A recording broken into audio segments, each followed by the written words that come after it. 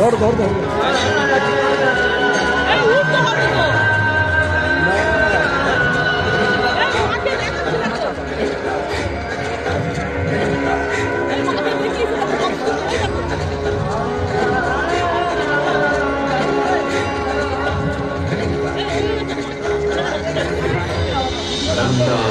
ललिता तत्त्वयुक्तं माया मुनीषु च तथा मित्रवदं नाम तथा नीचे जाओ, नीचे जाओ, नीचे जाके बनाओ, नीचे जाओ। हेलो, जाइए नीचे जाइए, आराम से गिरा रहा हूँ, ऊपर जाइए, ऊपर साक्षी है वाराणसी शहर जाइए। बहती गंगा नदी की धारा जिसके समक्ष विद्यमान है ततोन्नलितातीर्थं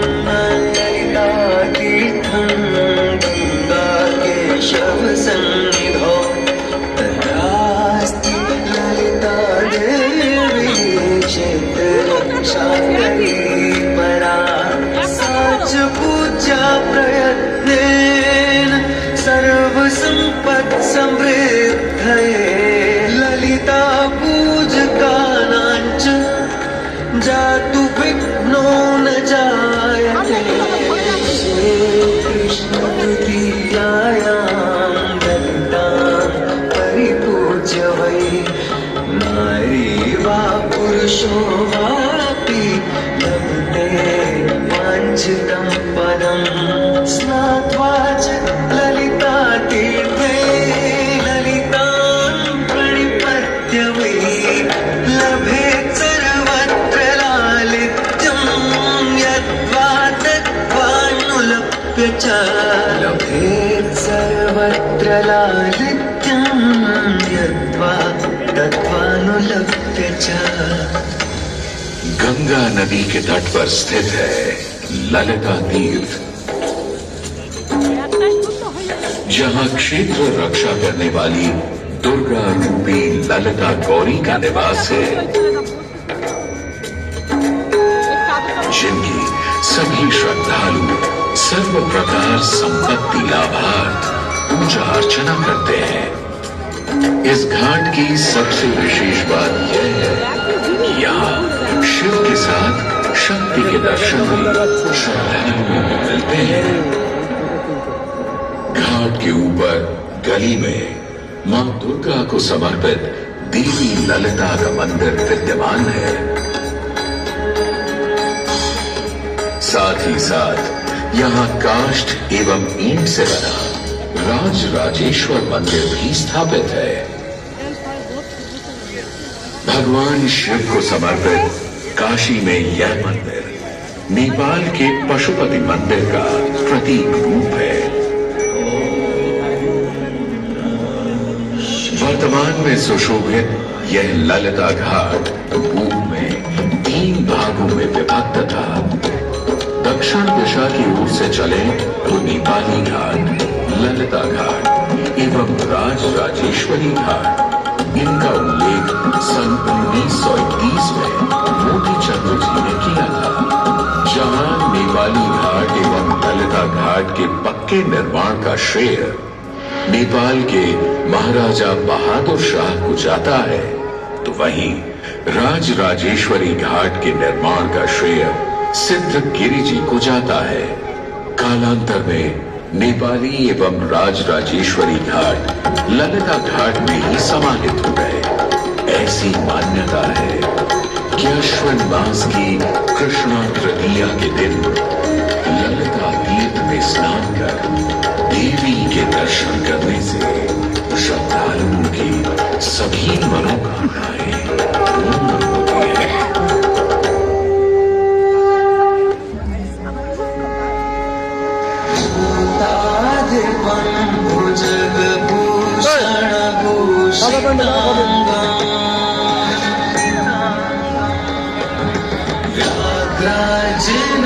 व्याघ्राजिनाम्बरधरं जटिलं त्रिनेत्रं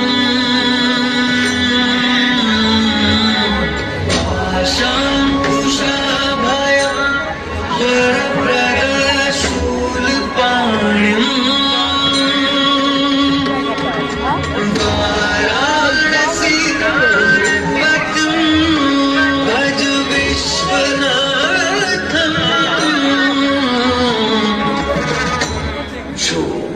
सभी जीवों के स्वामी है, जो सर्पों को आभूषण के रूप में धारण करते हैं, जो बाघ की खाल को सुशोभित करते हैं। सूर्य, चंद्रमा और अग्नि उनके 3 नेत्र हैं तथा वो जटाधारी है, पाश, अंकुश और त्रिशूलधारी है।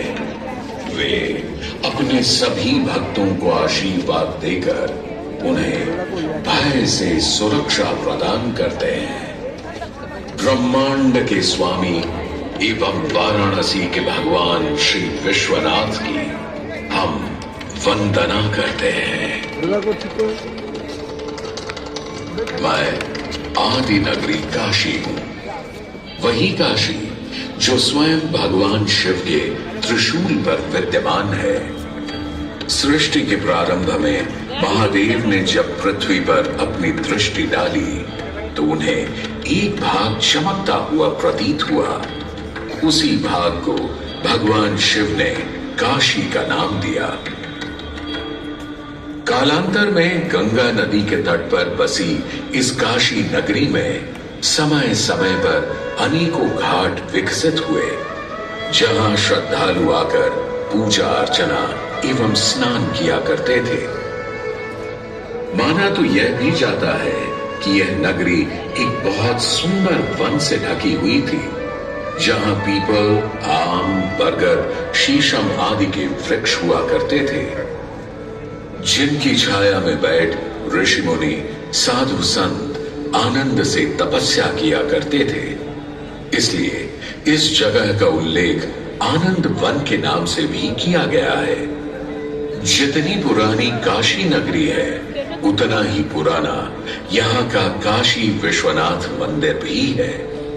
भगवान शिव को विश्वेश्वर, विश्वनाथ आदि जिनका अर्थ है संपूर्ण विश्व के स्वामी।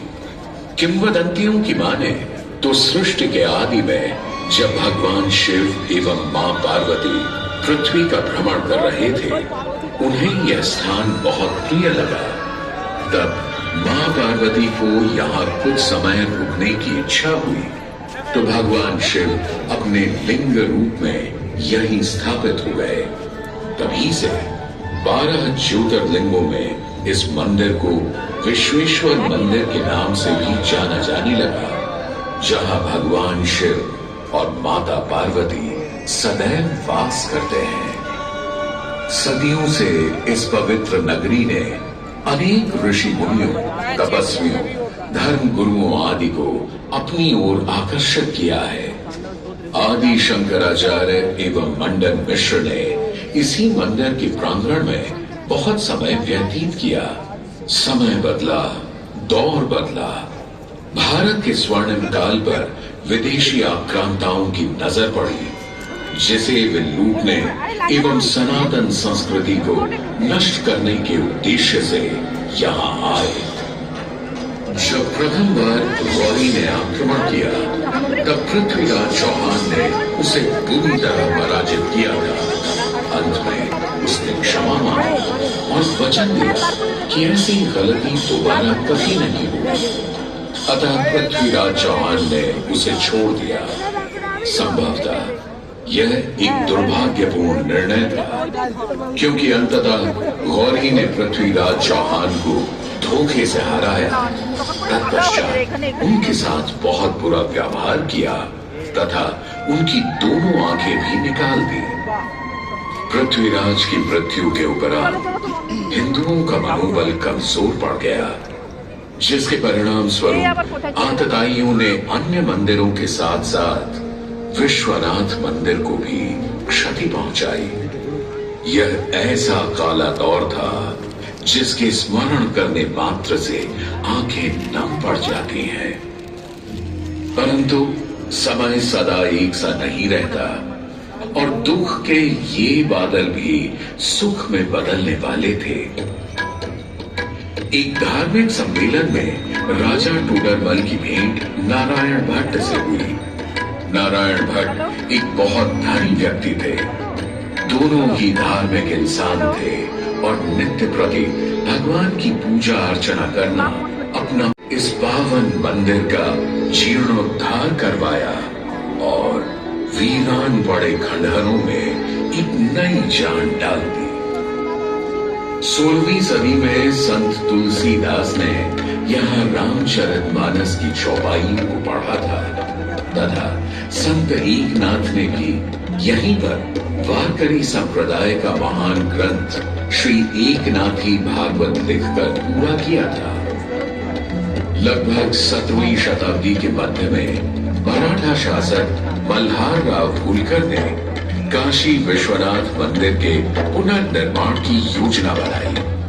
ये कार्य वे तो नहीं कर पाए, परंतु उनकी पुत्र वधू अहिल्याबाई होलकर जी ने इसे सन 1776 से 1778 के बीच पूरा किया। वर्तमान काशी विश्वनाथ मंदिर निर्माण का श्रेय अहिल्याबाई होलकर जी को ही जाता है। इनके अलावा महाराजा रणजीत सिंह ने 1000 किलो शुद्ध सोने से निर्मित छत्र को इस मंदिर पर लगवाया। जहां ग्वालियर की महारानी बैजाबाई ने ज्ञानवापी का मंडप बनवाया, तो वहीं नेपाल के महाराजा ने यहाँ नंदी की प्रतिमा स्थापित करवाई। सनातन संस्कृति को सुरक्षित रखने के लिए जिससे जो बन सका उसने वैसा किया और वर्तमान में भी यह क्रम देखने को मिल रहा है। सन 2022 में भारत के प्रधानमंत्री नरेंद्र मोदी ने काशी विश्वनाथ मंदिर का जीर्णोद्धार एवं सौंदर्यीकरण करवा इसके स्वर्णिम कार्य को फिर से एक बार जीवंत करने का प्रयास किया।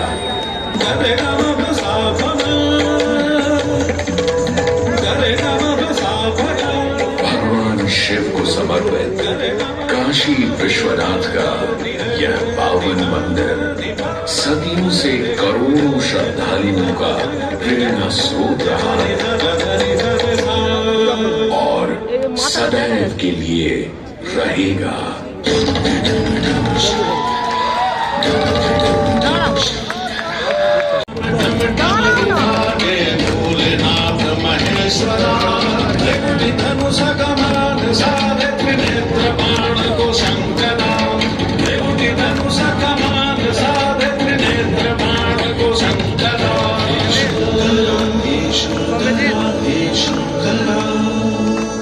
वाराणसी के हो बसैया हो पिता गजराज के,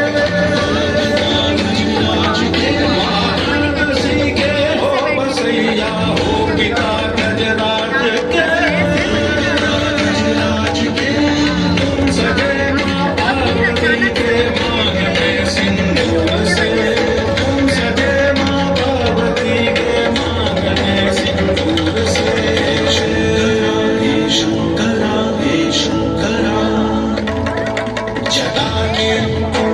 लपेटे गंगा के समय वासते,